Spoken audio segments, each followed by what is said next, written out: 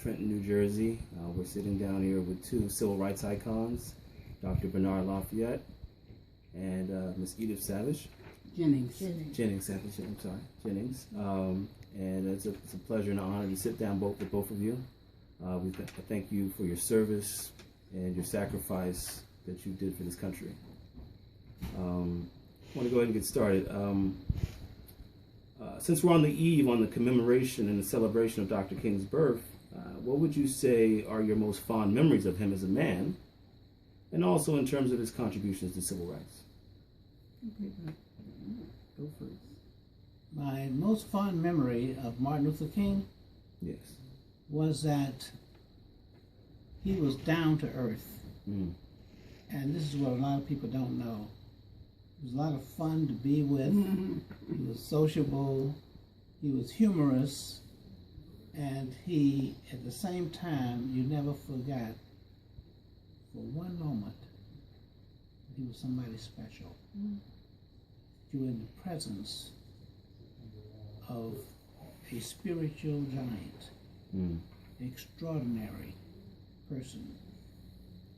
But he was not, in our common language, stuck up, and he was not a person who was erudite and that sort of thing. He was had humility, and he had compassion.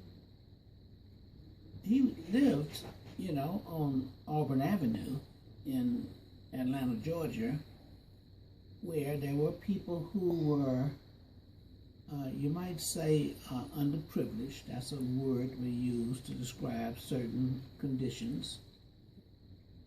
But he never hesitated to stop and talk to people.